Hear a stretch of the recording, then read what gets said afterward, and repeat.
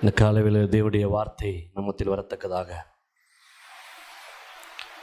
ஒரு விஷயம் ஜெபிப்போம். அவர் பலன் இல்லாதவனுக்கு பலன் கொடுக்கிறார். சத்துவம் இல்லாதவனுக்கு சத்துவத்தை கொடுக்கிற தெய்வம். ஆண்டவரே, இந்த காலையில் நம்முடைய பாதபடிக்கு நாங்கள் வருகிறோம். நீர் எங்களோடு கூட இடைபடுவீராக, எங்களோடு கூட பேசுவீராக. உடைய வார்த்தை எங்களுக்கு ஆண்டவரை தெளிவான ஒரு விளக்கத்தையும் தெளிவான ஒரு பாதையும் காண்பிக்கிட்டோம். அந்த ஒவ்வொருவரையும் திடப்படுத்துவீராக. உடைய கிருபை எங்களை சூழ்ந்து கொள்ளட்டும். இயேசுவின் நாமத்தை ஜெபிக்கிறோம் நல்ல பிதாவே, ஆமென். அல்லேலூயா. ஆண்டவராக இயேசு கிறிஸ்து நாமத்தில் உங்களை யாரையும் வாழ்த்துகிறேன். விசேஷமாக இந்த நாளில் கூட தேவனோடு கூட மனிதன் ஏறெடுக்கிற உறவு எப்படிப்பட்டதாக இருக்க வேண்டும் என்று சொல்லி நம் வேதத்திலிருந்து சில பகுதியில் நாம் பார்க்கிறோம். நாம் துதிக்கிறோம், ஜெபிக்கிறோம், விசுவாசம் வைக்கிறோம், தேவனை அறிந்திருக்கிறோம். ஆனால் அது சரியான முறையில் நாம் செய்ய வேண்டும் என்று சொல்லி வேதம் விரும்புகிறது. ஆண்டவரும் அதை அப்படித்தான் ஏற்படுத்தி வைத்திருக்கிறார். முதலாவது, தேவனை ஆராதிக்கிறது என்ன என்று சொல்லி நாம் எல்லாரும் அறிந்திருக்க வேண்டும். How to worship. தேவனை ஆராதிக்கிறது என்றால் என்ன? நம்ம அநேகர் பாடல்களை பாடுகிறோம் இல்லையா? பாடல்களை பாடுகிறோம், கை தட்டுகிறோம், நம்மை எப்படி சொல்கிறோம், நம்ம உடலை அசைக்கிறோம்.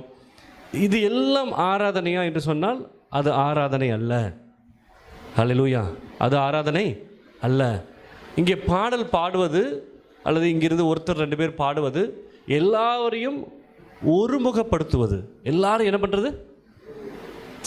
யாருடைய கான்சன்ட்ரேஷனும் மிஸ் ஆகக்கூடாது. ஒருவேளை ரொம்ப அந்த துதிக்குதில் ரொம்ப அதிகமாக போகுது, பரிசுத்தாவி வரும்போது கை தட்டினா தான் பரிசுத்தாவி வரும்ல. கை தட்டுவதும் நாம் என்ன பண்ணுறது? ஒருமுகைப்படுத்துறது, ஒரு ஒன்னஸ் ஆக்கிறது, நம்ம பாடியை ஒன்னஸ் ஆக்கிறது. இப்போ நம்ம சைலண்ட்டாக துதிக்கும்போது இன்னொருத்தர் இருமுனா கூட நம்முடைய மைண்ட் என்ன ஆகும்? அவங்க மேலே போகும். திடீர்னு ஒருத்தருக்கு ஃபோன் வந்துடுது, அவங்க பேசுகிறாங்க, அந்த பக்கம் போவோம். ஆனால் ஆண்டவர் சமூகத்தில் துதிக்கிறது என்று சொன்னால் வேறு அர்த்தம்.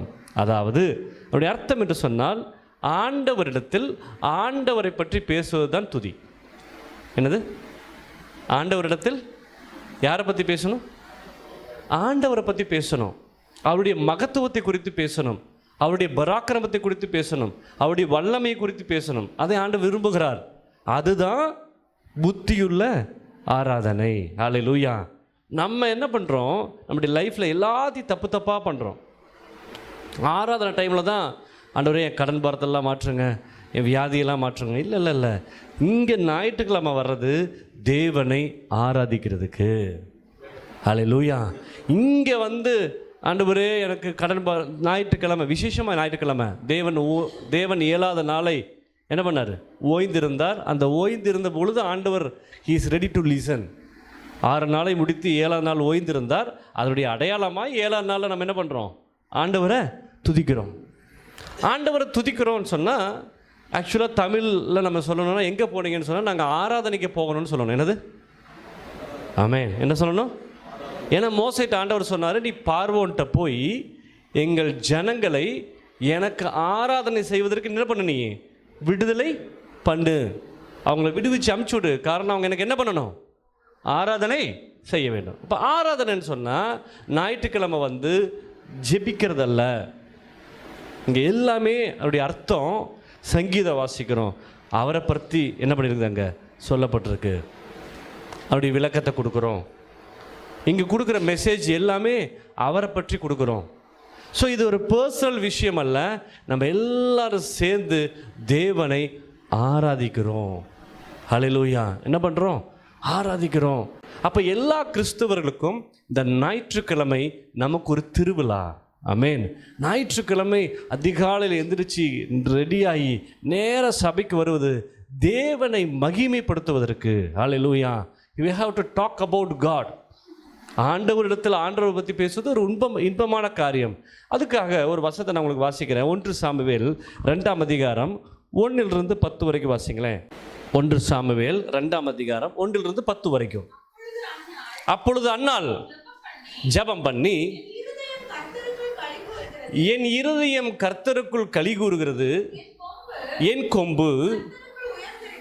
கம்பு கர்த்தருக்குள் உயர்ந்திருக்கிறது, என் பகைஞரின் மேல் என் வாய் திறந்திருக்கிறது. உம்முடைய ரட்சிப்பினால நான் என்ன பண்றேன்? சந்தோஷப்படுகிறேன். அடுத்து கர்த்தரை போல. இங்க பாருங்க, ஆரம்பத்தில் அவ என்ன பண்றா? அங்க எப்படி ஆரம்பிக்குது? ஜெபிக்கிறான்னு சொல்லுது. என்னது? அன்னாள் ஜெபம் பண்ணி. அந்த ஜெபத்தை எங்க முடிக்கிறா? எங்க முடிக்கிறா? இந்த 2 வருஷத்துலயும் முடிச்சுட்டா. என்ன பண்றா? வாசிங்க. என் இருதயம் கர்த்தருக்குள் களி கூறுகிறது, என் கொம்பு கர்த்தருக்குள்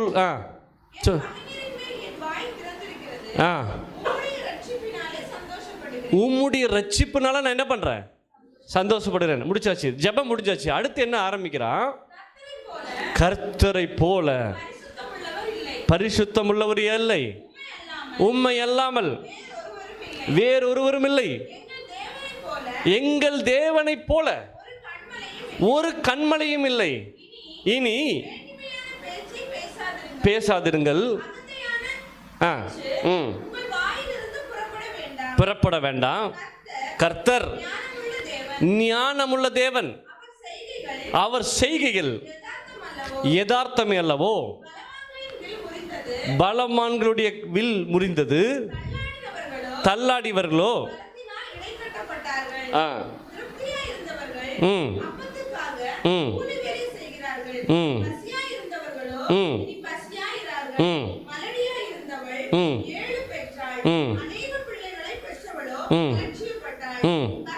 கர்த்தர் கொல்லுகிறவரும் உயிர்ப்பிக்கிறவருமாய் இருக்கிறார். அவரே பாதாளத்தில் இறங்கவும் ஏறவும் பண்ணுகிறார். கர்த்தர் தரித்திரம் அடைய செய்கிறவரும் ஐஸ்வர்யம் அடைய பண்ணுகிறவருமாய் இருக்கிறார். கர்த்தர் அவர் தாழ்த்துகிறவரும் உயர்த்துகிறவரும் ஆனவர். அவர் சிறியவனை புழுதியிலிருந்து எடுத்து உட்காரவும் பண்ணுகிறார்.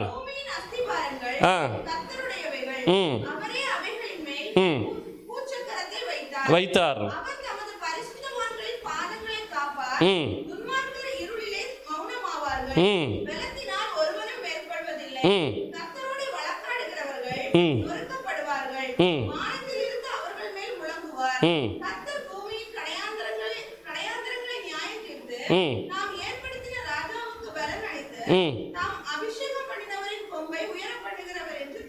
ஆமென்.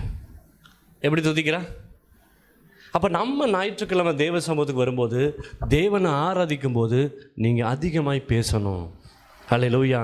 அந்த பேச்சு நம்முடைய பர்சனல் சம்மந்தப்பட்ட விஷயமா இருக்கக்கூடாது, நம்முடைய தேவைகள் சம்மந்தப்பட்டதாக இருக்கக்கூடாது. தேவனை துதிக்கும் போது அவர் 2 விஷயத்தை சொல்கிறா. இவன் மலடியாக இருந்தா, இவளுக்கு குழந்தை இல்லை, அநேகர் இவளை கேவலப்படுத்தியிருந்தாங்க, அநேகர் இவளை சிறுமப்படுத்தியிருந்தாங்க. இவ பேசுகிறா, ஆண்டவரே மலடி 7 பிள்ளைகளை பெற்றாள், அநேக பிள்ளைகளை பெற்றாள் என்று பேர் பெற்றாள். கர்த்தர் எல்லாரையும் உயர்த்துகிறவர், அவர் தாழ்த்தவும் செய்வார், அவர் உயர்த்தவும் செய்வார். அப்போ நமக்கு தேவன் செய்த நன்மைகளை ஆண்டவர்கிட்ட சொல்கிறது தான் துதிக்கிறது. ஆமென். நமக்கு செய்த நன்மைகள். அப்போ முதலாவது சொல்லணும், ஆண்டவரே என்னை நீங்கள் பாவியிலிருந்து என்னை நீதிமானாக மாற்றினதுக்காய் நன்றி செலுத்துகிறேன். ஆண்டவரே எனக்கு ரட்சிப்பை கொடுத்ததுக்காய் நன்றி செலுத்துகிறேன். ஆண்டவரே என்னை எல்லா இக்கட்டுகளிலிருந்து விலக்கி காத்ததுக்காய் நன்றி செலுத்துகிறேன். இது தேவைகள் சம்பந்தப்பட்ட விஷயம் அல்ல. ஞாயிற்றுக்கிழமை தேவனை ஆராதிக்கும் போது முதலாவது அவர் உங்களுக்கு செய்த நன்மைகளை நீங்கள் அவருக்கு பட்டியலிட்டு சொல்லணும். 2வது அவரை மகத்துவப்படுத்தணும். வேதத்தை நீங்கள் படிக்கும்போது அவர் செய்த எல்லா காரியத்தை சொல்லி சொல்லி சொல்லி துதிக்கணும். ஆண்டவரே நீ மரித்து 3ஆம் நாள் உயிரோடு எழும்பி வந்தீர், உம்முடைய பராக்கிரமத்துக்கு முடிவில் நீங்கள் சொல்லும்போது பிசாசு நடுநடுங்குவான். ஏன் பிசாசுக்கு பயங்கர ட்ரபிள்னு சொன்னால், பிசாசுக்கு தேவனை துதிக்கிறது அவனுக்கு பிடிக்காது.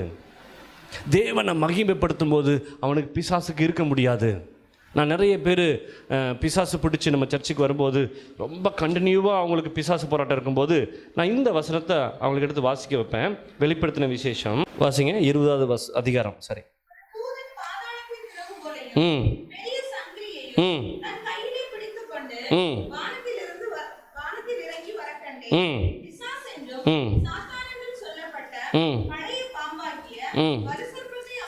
அவன் பிடித்து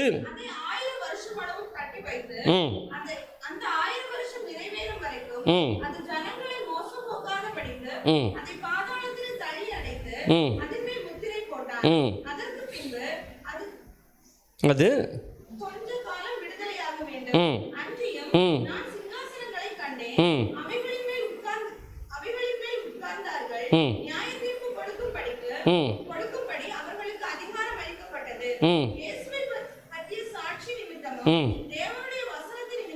ஓகே.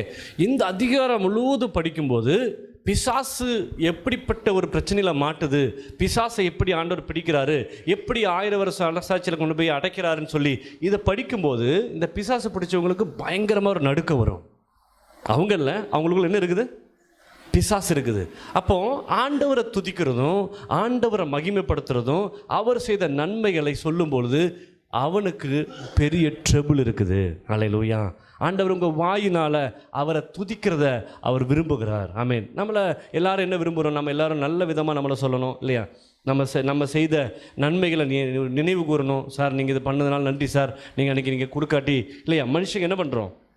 நம்மளை அவருடைய ரூபத்தின்படியும் அவருடைய சாயலின்படி என்ன பண்ணார்? நம்மளை உண்டாக்குனார். மண்ணினாலும் ஒரு மனுஷனாக உருவாக்கிட்டார், அவ்வளோதான். ஆனால் ஆசிட்டிஸ் யாரை போல் உருவாக்குனார்? நம்ம ஒரு ஃபாதராக இருக்கிறோம், நம்ம பிள்ளைகளை நேசிக்கிறோம், அன்பு செலுத்துகிறோம் இல்லையா? முத்தம் கொடுக்குறோம், அந்த பிள்ளைகளுக்கு எதிர்காலத்தை திட்டம் பண்ணுறோம். இந்த அறிவு எங்கிருந்து வந்துச்சு? From God. அவர் எப்படியோ அதே போல தான் இப்போ நம்மளை அவர் படைச்சிருக்கிறாரு. நம்ம பிள்ளைகளை எப்படி சிநேகிக்கிறோமோ அதே போல தான் அவர் நம்மை சிநேகிக்கிறார். ஹல்லேலூயா. நம்முடைய பிள்ளைகளுக்கு எப்படி திட்டமிடுறோமோ அதே போல தான் ஆண்டவர் நமக்கு ஒரு திட்டங்களை வைத்திருக்கிறார். ஒருவேளை நம்ம எல்லாம் பண்ணி நம்ம பிள்ளைகள் சொல்கிற பேச்சை கேட்க மாட்டேங்கிறாங்கன்னு சொன்னால் நம்ம என்ன துக்கம் அடைகிறோமோ அதே துக்கத்தை ஆண்டவர் அடைகிறார். ஐயோ, நான் இவனுக்கு சரியான வழி காமிச்சிருக்கிறேன், நேரு வழியில் போகிறதுக்கு நான் முயற்சி பண்ணுறதுக்கு நான் வழி வச்சுருக்கிறேன், நான் ஏன் இவன் அதை பண்ண மாட்டேங்கிறான், ஏன் அதுக்குரிய காரியத்தை அவன் செய்ய மாட்டேங்கிறான்னு சொல்லி ஒருவேளை ஆண்டவர் நம்மளுக்கு துக்கம் சொல்ல உங்களுக்கு கொடுத்த பரிசுத்தாவை நீங்கள் என்ன பண்ணாதீங்க, துக்கப்படுத்தக்கூடாது. வார்த்தையினால், பேச்சினால், நடக்கையினால் பரிசுத்தாவை நீங்கள் என்ன பண்ணக்கூடாது?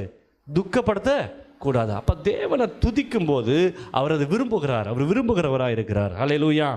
ரெண்டாவது, ஜெபம் என்று வரும் பொழுது வேதம் சொல்லுகிறது உடைய எல்லா பிரச்சனைகளையும் நீங்கள் ஆண்டவரிடத்தை கொண்டு போகணும். ஆமென்.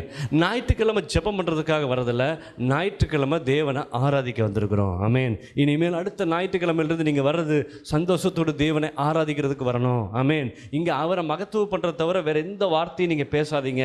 நீங்கள் இங்கே வந்து உங்கள் பிரச்சனைக்கு சொன்னால் நீங்கள் என்ன பண்ண மாட்டீங்க? உங்கள் பிரச்சனை இங்கே வந்து சொன்னீங்கன்னா என்ன பண்ண மாட்டீங்க? அதுக்கப்புறம் சொல்லுங்க. அடுத்த ஞாயிற்றுக்கிழமை தான் திருப்பி வந்து சொல்லுவீங்க. புரிஞ்சு என்ன சொல்கிறது? ஞாயிற்றுக்கிழமை தேவனை ஆராதிச்சுட்டு நீங்கள் போனீங்கன்னு சொன்னால் திங்கக்கிழமையிலிருந்து சனிக்கிழமை வரைக்கும் you have a prior time. நீங்கள் ஜெபம் பண்ணுற நேரம் என்று உங்கள் வாழ்க்கையில் ஒன்று இருக்கணும். நம்ம என்ன பண்ணுறோம்? இங்கே இது ஒரு கோயில். என்னது? இது ஒரு கோயில். இங்கே ஒரு பூசாரி இருக்கிறாரு. புரிஞ்சா? சர்ச்சு முடிஞ்சோன்னா இனிமேல் தயவுசெய்து சர்ச்சு முடிஞ்சுக்கிட்டு ஜெபம் பண்ண வராதிங்க, ஜெபம் பண்ணாதீங்க. மாதத்துக்கு ஒரு டைம் ஜெபம் பண்ணுங்க. வாரம் பாஸ்டர்கிட்ட வந்து ஜெபம் பண்ணணும்னு அவசியம் இல்லை. ஏன்னா உங்களுக்கு என்ன பண்ணியாச்சு? ஆண்டவரை உங்களுக்கு காண்பிச்சாச்சு. ஆரம்பத்தில் ஒருத்தர் ரட்சிக்குள்ளே வர்றாங்கன்னு சொன்னால் நம்ம அவங்கள திடப்படுத்தலாம், அவங்கள விசாரித்து ஜெபம் பண்ணி அனுப்பலாம். வருஷங்களாக விசுவாசியாக இருக்கிறவங்க நீங்களும் ஜெபம் பண்ணிங்கன்னா அது மீனிங் இல்லை. You have God. அப்போ நம்ம என்ன பண்ணுறோன்னா, நம்ம என்ன நினச்சிட்டோன்னா இங்கே ஒரு தெய்வம் இருக்கார், என்ன பண்ணுறாரு, அவரை பார்த்துட்டு எல்லாத்தையும் சொல்லிவிட்டு அப்படியே போயிடுவோம். போகும்போது என்ன பண்ணுறோம்? அந்த தெய்வத்தை இங்கேயே விட்டுட்டு போயிடுறோம். தெய்வத்தை சொல்லுங்க, தெய்வத்தை விட்டுட்டு போயிடுறோம். இனி அடுத்த ஞாயிற்றுக்கிழமை வரும்போது தான் இங்கே ஒருத்தர் இருக்கிறதே நமக்கு ஞாபகத்துக்கு வரும். காலைல எழுந்து பைபிளை தொடச்சி எடுத்துகிட்டு அப்படியே வரும்.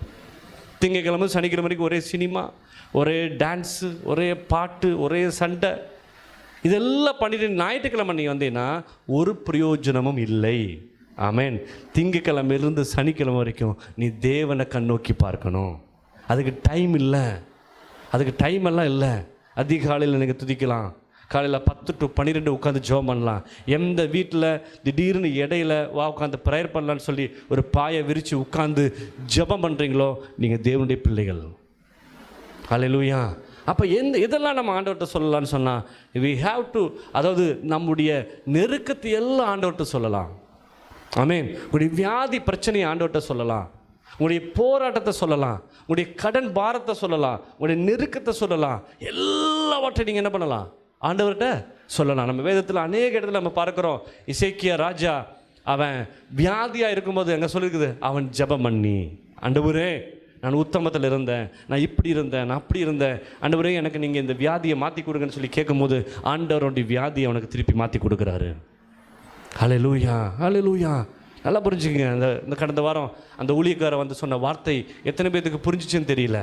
அவர் சொன்ன வார்த்தை, வேதத்தில் சொல்லப்பட்ட ஒவ்வொரு வசனமும் ஒவ்வொரு விதை. என்னது?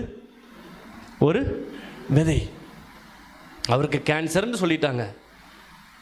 2016 டாக்டர் சொல்லிட்டாங்க, உனக்கு கேன்சர், நீ செத்து போயிடுவ.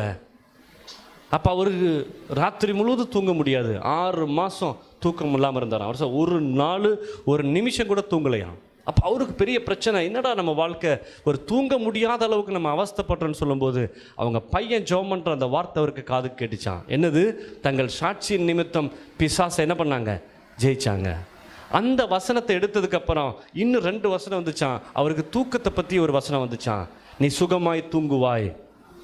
இன்னொரு இடத்துல, நான் சமாதானத்தோடு உனக்கு தூக்கத்தை கட்டளையிடுவேன். இந்த 2 வசனத்தை எடுத்துட்டு அவர் கன்ஃபஸ் பண்ண ஆரம்பிச்சாராம். என்ன பண்ணாராம்?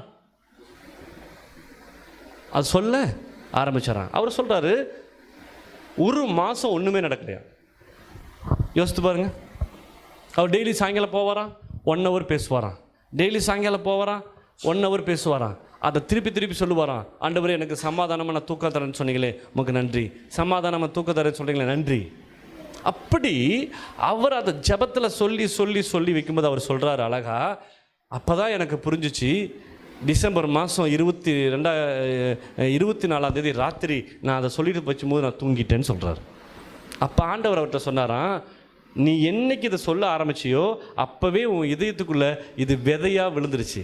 என்ன ஆயிடுச்சு சொல்லுங்க. இப்போ 1 மாதம் நம்ம என்ன பண்ணணும்? தண்ணி ஊற்றணும். என்ன பண்ணணும்?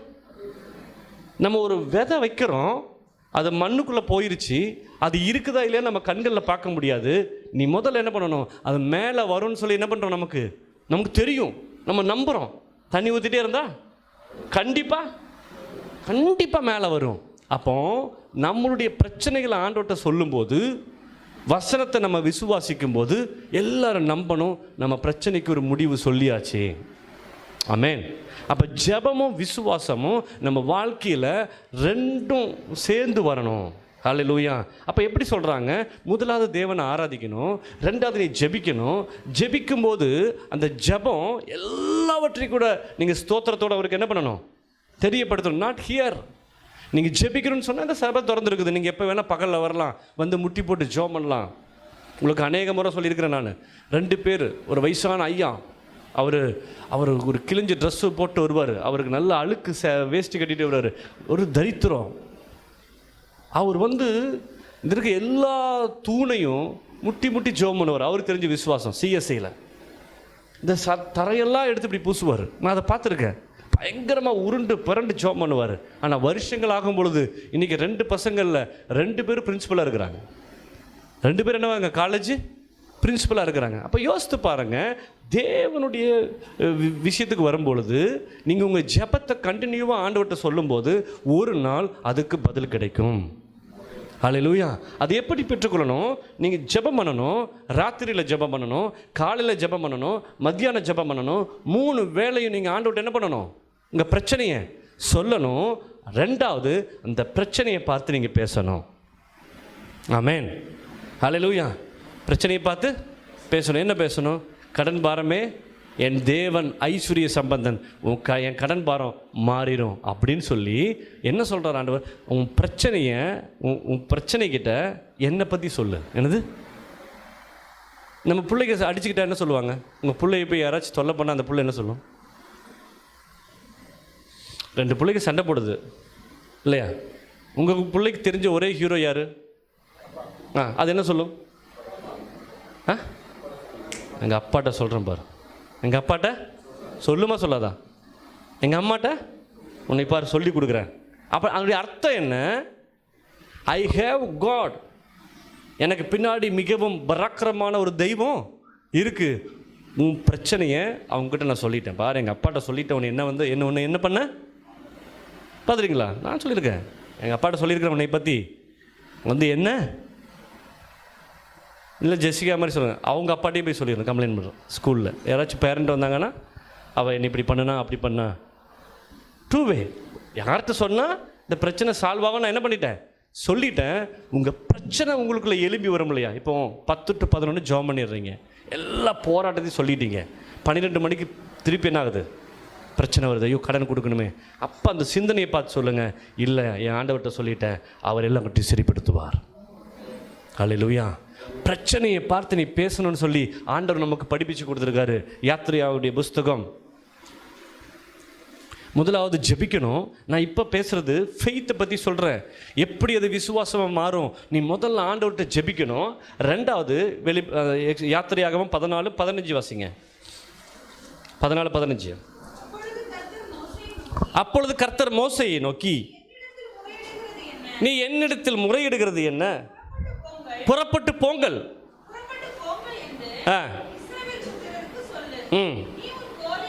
நீ உன் கோலை ஓங்கி சமுத்திரத்தை என்ன பண்ண?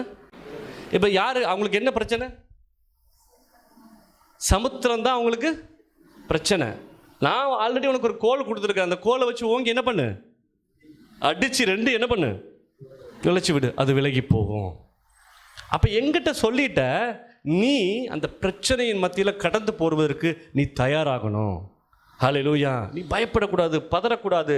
உங்களுடைய ப்ராப்ளம் என்னவா இருந்தாலும் முதல்ல நீங்கள் தேவனை விசுவாசிக்கணும். தேவன் ஒருவர் இருக்கிறாருன்னு நீங்கள் முதல்ல நம்பணும். அதுதான் பிரச்சனை. ஆண்டவர்னு ஒருத்தர் இருக்கிறாருன்னு நீங்கள் என்ன பண்ணணும்? எத்தனை பேர் விசுவாசிக்கிறீங்க சொல்லுங்கள்? ஆமென். தேவன் இருக்கிறாருன்னு முதல்ல நம்புகிறோம். ரெண்டாவது, அந்த தேவன் ஜீவிக்கிறவராக இருக்கிறார். ஹல்லேலூயா. எப்படிப்பட்டவராக இருக்கிறார்? He's alive. அவர் ஜீவிக்கிறா இருக்கிறார். ரெண்டாவது, அந்த ஜீவிக்கிற தெய்வன்ட்ட நான் சொல்கிற வார்த்தை போய் சேர்ந்துட்டு இருக்குதுங்கிறத நீ விசுவாசிக்கணும். மூணாவது, அவர் பதில் கொடுப்பார். நம்ம என்னன்னா, அவர் பதில் கொடுக்குறாங்கிறது மட்டும்தான் நம்ம நம்புறதே இல்லை. சொல்லியாச்சு பாஸ்டர், ஜெபிச்சாச்சு பாஸ்டர், எல்லாம் பண்ணியாச்சு. இல்லை, யூ ஷுட் பி வெயிட். எது வரைக்கும்? அவர் சூழ்நிலையை மாற்றுற வரைக்கும். ஆமேன். அந்த பிரச்சனையை எதிர்கொள்கிற விதம் தான் ஜெயம் இருக்குது.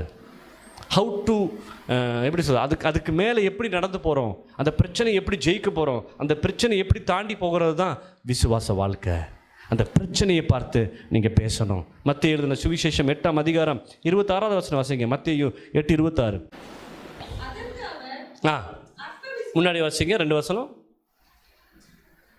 படவில் ஏறி போகும்போது, அவர் படவில் ஏறின பொழுது ஏறினார்கள்.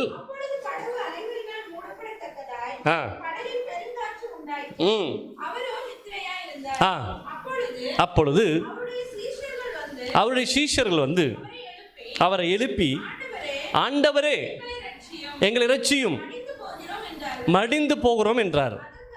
அதற்கு அவர், அற்ப விசுவாசிகளே, ஏன் பயப்படுகிறீர்கள் என்று சொல்லி எழுந்து காற்றையும் கடலையும் அதட்டினார். உடனே ஆமென். இங்க ஒரு பிரச்சனை. இன்னொரு இடத்துல சொல்லப்பட்டிருக்கு, ஆண்டவர் சும்மா தூங்கிட்டு இருந்தாராம். ஆண்டவர் என்ன பண்ணாரா? தூங்குற மாதிரி நித்திரை பண்ணுகிறது போல நடிச்சிட்டு இருந்தாராம். 3 இடத்துல வித்தியாசமாக சொல்லப்பட்டிருக்கு. இப்போ அவருக்கு தெரியும் அவர் என்ன பண்ணுறாரு, தன்னுடைய சீஷர்கள் என்ன பண்ண போகிறாங்கன்னு அவர் என்ன பண்ணுறாரு? செக் பண்ணுறாரு. அவர் கோபத்தில் சொல்கிறார், அற்ப விசுவாசிகளே. இன்னொருத்தில் சொல்லப்பட்டிருக்கு, எது வரைக்கும் நான் உங்களோடு இருப்பேன், நீ என்னையே தேட வேண்டிய அவசியம் என்ன? நீ காற்றையும் கடலையும் நீ அதட்டு. ஆமென். அப்போ ஜபத்தில் முதல்ல ஜபம், ஆண்டவரே நான் உங்ககிட்ட சொல்கிறேன், இந்த விஷயத்தில் நான் மாட்டிட்டேன், எனக்கு இப்படி கடன் பாரம் இருக்குது, இப்படி பிரச்சனை இருக்குது. ரெண்டாவது, நீ சொல்ல வேண்டியது, அந்த கடனை பார்த்து சொல்லணும், என் ஆண்டவர் ஐஸ்வர்ய சம்பந்தனாக இருக்கிறார், என் கடன் பாரம் மாறும், ஆண்டவர் எங்கள் குடும்பத்துடைய சூழ்நிலையை மாற்றுவார், நான் விசுவாசிக்கிறேன், ஆண்டவர் என்னை நல்ல இடத்துல தாபரிக்க பண்ணுவார், ஆண்டவர் என்னை உயர்த்துவார், ஆண்டவர் என்னை மகிமைப்படுத்துவார் என்று சொல்லி நீங்கள் பேசணும் உங்கள் வாயில். நெகட்டிவான ஒரு வார்த்தை கூட உங்கள் வாயில் என்ன பண்ணக்கூடாது. நீங்கள் ஆண்டவர் சிறக்க பண்ணுவார், ஆண்டவர் வாழ்க்கையை மறுரூபப்படுத்துவார், என்னை அடுத்த கட்டத்துக்கு கொண்டு போவார்னு சொல்லி நீங்கள் பேசும்போது இதெல்லாம் கோர்வையாக உங்கள் வாழ்க்கையில் நடக்கணும். மனம் திரும்பி நீங்கள் ரட்சிக்கப்பட்டது உண்மை என்று சொன்னால் ஞாயிற்றுக்கிழமை நீங்கள் பண்ணுறது ஆராதனை. ஹல்லேலூயா. அதில் காம்ப்ரமைஸ் பண்ணக்கூடாது. ஞாயிற்றுக்கிழமை அந்த ராஜாவை மகிமைப்படுத்த வந்திருக்கிறோம், அந்த பரிசுத்தமுள்ள தேவனை மகிமைப்படுத்த வந்திருக்கிறோம், அவரை துதிக்க போகிறோம், அவரை புகழ போகிறோம், அவர் செய்த இந்த எல்லா அற்புதங்களை சொல்ல போகிறோம். அதுக்கு சொன்னால் நமக்கு டைம் பத்தாது. ஹல்லேலூயா. வீட்டில் ஒன்று படிச்சுட்டு வாங்க, ஆண்டவர் வியாதியஸ்தரை எப்படி குணப்படுத்தினாருன்னு இந்த வாரம் வந்து அதை மட்டும் பேசுங்க. ஆண்டவரே நீங்கள் ஆண்டவரே 38 வருஷம் ஆண்டவரே வியாதியாக இருக்கணும் குணப்படுத்துறீங்களே, ஆண்டவரே 12 வருஷம் பெரும்பாடு உள்ள ஸ்திரீயை குணப்படுத்துறீங்க, அதை பற்றி பேசுங்க. தாவீதின் குமாரனே எனக்கு இறங்குன்னு சொன்னவனுக்கு நீங்கள் இறங்குனீங்களே ஆண்டவரே, இதை பற்றி நீங்கள் பேசுங்க பேசுங்க பேசுங்க. ஆண்டவர் சமாரியா ஸ்திரீக்கு இறங்குனதை பற்றி பேசுங்க. மகதேலா மரியாளுடைய வீட்டில் செய்த அற்புதத்தை பற்றி பேசுங்க. லாசருவை மறித்து அவனை செத்து போனவனை திருப்பி வெளியில் கொண்டு வந்ததை அதை பற்றி பேசுங்க. ஒவ்வொரு ஞாயிற்றுக்கிழமையும் உங்களுடைய துதி வித்தியாசமாக இருக்க வேண்டும், அவரை ஆராதிக்கணும். ஆமென். அதுக்கேற்ற பாடல்களை நம்ம பாடும் பொழுது அந்த பாடல்கள் இன்றைக்கி அந்த அம்மா இந்த எழுதின அம்மா யாரோ ஒருத்தர் இந்த பாட்டு இன்ப இயேசு ராஜாவை, அந்த அம்மாவை பார்த்தா சாதாரண அம்மா, ஒரு வெள்ளை சேலை கட்டியிருக்காங்க. அவங்ககிட்ட கேட்குறாங்க, எப்படிமா உங்களுக்கு தோணுச்சு? அவங்க நான் ஒரு நாள் மத்தியானம் சும்மா இருந்தேன், அப்புறம் ஒருவேளை நான் செத்து பரலோகம் போனா அப்படி என்னெல்லாம் நடக்கும், என் ஆண்டவரை நான் எப்படி பார்ப்பேன், அவர்கிட்ட நான் எதெல்லாம் கேட்பேன் என்று சொல்லி நான் வந்து அதை இமேஜினேஷனில் எழுதுனேன்னு சொல்கிறாங்க. எவ்வளோ அருமையான பாட்டு இல்லையா? அவருடைய காயங்களை நான் என்ன பண்ணப்பேன், நான் பார்ப்பேன். அந்த காயங்களுக்கு நான் முத்தம் செய்வேன், முள்மூடி சூட்டுன அந்த இதெல்லாம் நான் என்ன பண்ணுவேன், நான் பார்ப்பேன். அந்த வாரினால் அடிக்கப்பட்ட இந்த முதுகை பார்ப்பேன். அப்போ எவ்வளோ அவங்களுக்கு பிரியம் இருந்திருக்கும் ஆண்டவர் மேலே. யோசித்து பாருங்களேன். He is alive. நம்ம ஆசைப்படுறோம், அவரை போய் நம்ம பார்க்குறோம், அவரை ஒரு நாள் நம்ம பார்க்கும்போது அந்த பரலோகம் எப்படி இருக்கும். ஆமென். நீங்கள் அப்படி ரொம்ப விருப்பப்பட்டீங்கன்னா பரலோகத்துடைய தரிசனத்தை ஆண்டவர் உங்களுக்கு கொடுப்பாரு. ஹல்லேலூயா. துதிக்கிறதுல பெரிய மகிமை இருக்கிறது. ஹல்லேலூயா. துதிக்கும் போது நீங்கள் உங்கள் அழுதுட்டு உங்கள் பிரச்சனை இங்கே அழுகக்கூடாது. நீங்கள் அழுதுங்கன்னு சொன்னால் அது மனம் திரும்புதலுக்கு ஏற்றது போல் இருக்கணும். உங்களுடைய பாவத்தை குறித்து நீங்கள் மனஸ்தாபப்பட்டு அழுகலாம். எப்போதும் ஆராதனையில் முதல் பகுதி உங்களுடைய பாவ அறிக்கை எப்போதும் இருக்கணும். ரெண்டாவது நீங்கள் உங்களை என்னை இதிலிருந்துலாம் தூக்கி எடுத்தீங்களே ஆண்டவரே, ஆண்டவரே துஷ்ட கையிலிருந்து என்னை தூக்கி எடுத்தீங்களே, நரகத்துக்கு போக வேண்டிய என்னை தூக்கி எடுத்தீங்களே, எங்கள் குடும்பத்தில் எல்லார காட்டிலும் என்ன கண்டுபிடிச்சிங்களே, அதுக்காக நன்றி செலுத்துறேன்னு சொல்லி. அதுதான் தாவீது அந்த இத்தனை சங்கீத எழுதுடைய அர்த்தம் என்ன தெரியுமா? நான் காட்டில் இருந்தேன், நான் ஆடு மேய்ச்சிட்டு இருந்தேன், நான் வந்து ஒரு வேட்டைக்காரனாக இருந்தேன், என்னை கொண்டு போய் ராஜாவாக மாற்றுறீங்களே, உமக்கு நன்றி. அதனால தான் தாவீது அந்த உடன்படிக்கை பெட்டி எடுத்துகிட்டு வரும்பொழுது இவன் ராஜா ட்ரெஸ் எல்லாம் கிளியத்தக்க டான்ஸ் ஆடிட்டு வரான். அவனுக்கு ஒரு ஒய்ஃப் இருந்தா, மீகால். என்ன சொல்கிறா? வெக்கமா இல்லையா? நீ ஒரு ராஜா இப்படி டான்ஸ் ஆடிட்டு வரலாமான்னு கேட்குறா. ஹல்லேலூயா. ஆமென். அவன் சொல்கிறா, என் தேவனுக்கு முன்பாக அப்படி ஆடுவது எனக்கு சந்தோஷமான காரியம். ஏன் அந்த சந்தோஷம்? என்னை உயர்த்தினது அந்த ஆண்டவர் தான். ஹல்லேலூயா. இந்த இடம் வந்தீங்கன்னா நீங்கள் யாரையுமே நீங்கள் பார்க்க வேண்டிய அவசியம் இல்லை. இந்த கண்களில் இந்த பாட்டு வந்தால் போதும். உண்மையாலுமே நீங்கள் ரட்சிக்கப்பட்டீங்கன்னு சொன்னால் உங்கள் கண்களில் கண்ணீர் வரும். ரட்சிப்பின் அனுபவத்தில் இப்போ நான் எனக்கு அந்த டைம் கிடைக்கிறது இல்லை. நான் அதை விரும்புகிறேன். நான் பிரசங்கம் பண்ணுறதே நான் விரும்புகிறதில்ல. எனக்கு அந்த டைம் இல்லை. நான் உங்களோடு கூட உட்காந்து நான் தேவனை ஆராதிக்கும் போது, தேவனை துதிக்கும் போது என்னுடைய காலத்தை நான் பார்க்கும் பொழுது அது மிகவும் உங்களுக்கு இருக்கிறது இப்போ எங்களுக்கு கிடைக்க மாட்டேங்குது. நீங்கள் உட்காந்து வாரம் பிரசங்கம் கேட்குறீங்க, நான் எங்கேயுமே பிரசங்கம் கேட்குறது கிடையாது. வாரம் நீங்கள் ஆராதிக்கிறீங்க. ஆமென்.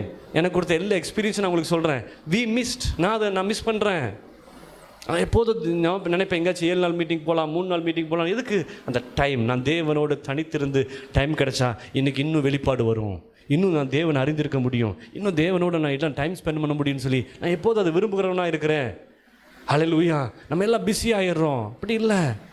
இந்த டைம் ப்ரீசியஸ் டைம். ஒவ்வொரு ஞாயிற்றுக்கிழமையும் நீங்கள் அவரை மகிமைப்படுத்த உங்கள் வாழ்க்கையில் ஒரு பெரிய கிஃப்ட் இருக்குது. நீங்கள் பிரசங்கம் நீங்கள் அந்த ஆராதிச்சுட்டு வெளியே போகும்போது கூட உங்கள் ப்ராப்ளத்தை எல்லாம் அவர் மாற்றுவார், உங்கள் சூழ்நிலையெல்லாம் மாற்றுவார். நீங்கள் சரியாக இதை பண்ணினா மட்டும்தான் கிடைக்கும். நீங்கள் இங்கேயும் வந்து ஜெபம் பண்ணிட்டு போனீங்கன்னா அதுக்கு ஒரு அர்த்தம் இல்லை. நீங்கள் ஆராதிக்கணும். ஹல்லேலூயா. ஆராதிக்கணும். அடுத்து அந்த ஜெபிக்கிறோம். இந்த ஜெபத்தை விசுவாசத்தோடு என்ன பண்ணணும்? ஜெபிக்கணும். ஒன்று சொல்லியாச்சு. ரெண்டாவது அந்த பிரச்சனையை பார்த்து நம்ம என்ன பண்ணணும்? இந்த பிரச்சனையை பார்த்து போன்னு சொல்லணும். இந்த பிரச்சனையை பார்த்து நீ நிற்காதன்னு சொல்லணும். ஆண்டவர் எல்லாவற்றையும் மாற்றுவார்னு சொல்லணும். இப்போ தேவ சம்பந்தம் நம்ம கொஞ்ச நேரம் ஆராதிக்க போகிறோம். எந்திரிச்சு நின்று இந்த நாளில் தேவனை ஆராதிக்கிறது எப்படி நம்ம அறிஞ்சிருக்கிறோம்? அந்த ஆராதனை ஒரு உன்னதமான ஆராதனையாக இருக்கட்டும். ஹல்லேலூயா, ஹல்லேலூயா. எல்லார் கண்களையும் மூடி இன்ப இயேசு ராஜாவை நான் பார்த்தால் போதும், உடைய மகத்துவத்தை நீங்கள் காண்பீங்க.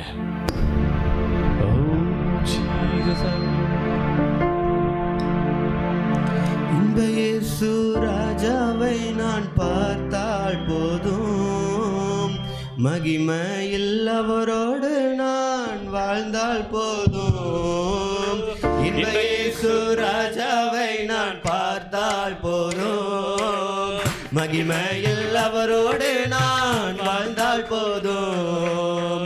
நித்தியமாய் மோட்ச வீட்டில் சேர்ந்தால் போதும், நித்தியமாய் மோட்ச வீட்டில் சேர்ந்தால் போதும். அல்லேலூயா கூட்டத்தில் நான் மகிழ்ந்தால் போதும், அல்லேலூயா கூட்டத்தில் நான் மகிழ்ந்தால் போதும். இயேசுவின் இரத்தத்தாலே மீட்கப்பட்டு, வசனமாம் வேலியாலே காக்கப்பட்டு, கரை திரையற்ற பரிசுத்தரோடு, கரை திரையற்ற பரிசுத்தரோடு, ஏழையான் பொன் வீதியில் உலாவிடுவேன், ஏழையான் பொன் வீதியில் உலாவிடுவேன். அவர் இறங்கி வருவார். இன்ப இயேசு ராஜாவை நான் பார்த்தால் போதும், மகிமையில் அவரோடு நான் வாழ்ந்தால் போதும். இன்ப இயேசு ராஜாவை நான் பார்த்தால் போதும், மகிமையில் அவரோடு நான் வாழ்ந்தால் போதும். அவர் மகத்துவம் நிறைந்தவர், யூத ராஜசிங்கம். அவர் இறங்கி வருவார்.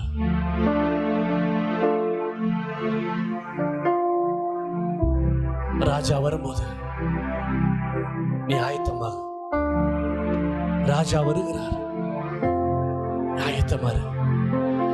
இந்த யூத ராஜா சிங்கம் நீ பார்க்க வருவார்.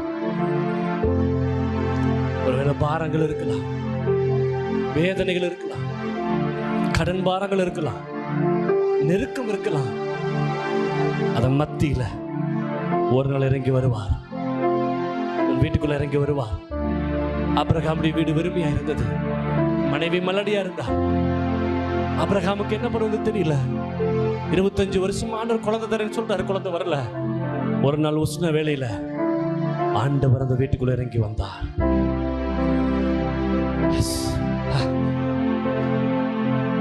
அந்த பிரச்சனைக்காக தான் இறங்கி வந்தார், குழந்தை இல்லைங்கிற பிரச்சனைக்காக தான் இறங்கி வந்தார். நீங்க கேளுங்க, என் பிரச்சனைக்கு என்னைக்குப்பா இறங்கி வர போறீங்க? Come to me, visit my house. எனக்குள்ள வாங்கன்னு சொல்லி கேளுங்க. அவர் வரும் பொழுது, அவர் வரும் பொழுது, அவர் வரும் பொழுது எல்லாமா சூழ்நிலைகள் மாறும். நீர் வந்தால், நீர் வந்தால் சூழ்நிலை மாறும். நீர் வந்தால் சூழ்நிலை மாறும்.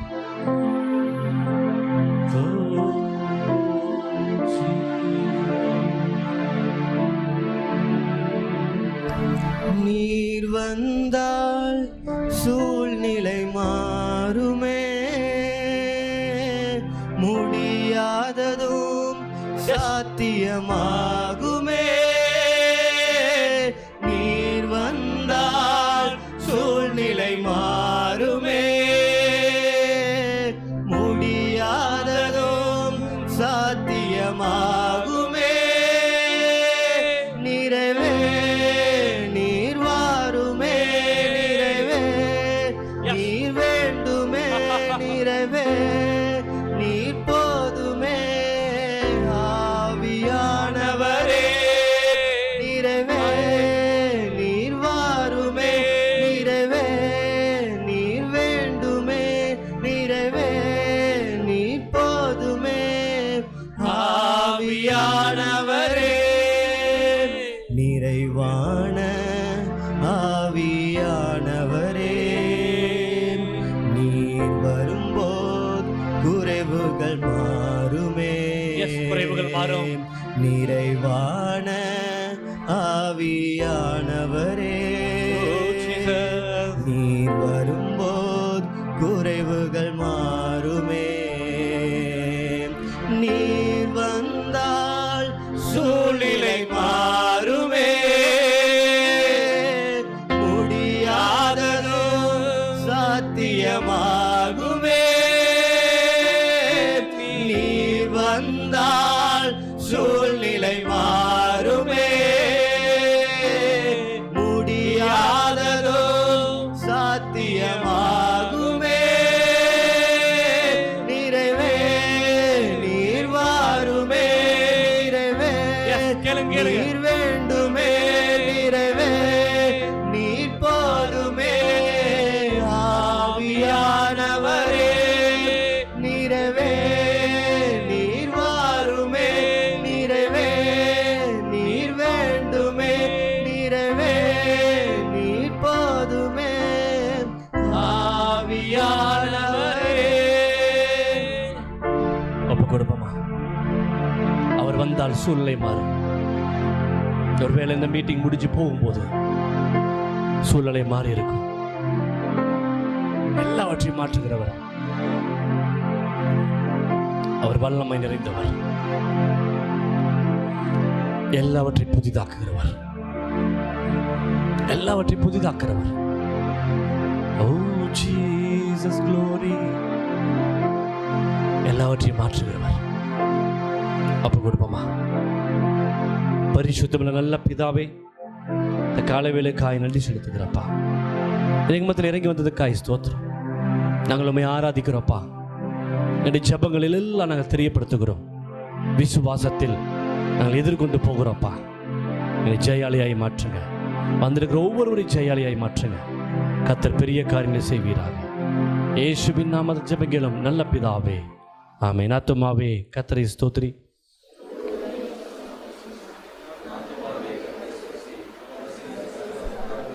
நம்முடைய கர்த்தராகிய இயேசு கிறிஸ்துவின் கிருபையும் பிதாவாகிய தேவனுடைய அன்பும் பரிசுத்த ஆவியுடைய அந்யோன்ய ஐக்கியமும் இன்றும் என்றும் சதா காலங்களோடு கூட இருப்பதாக.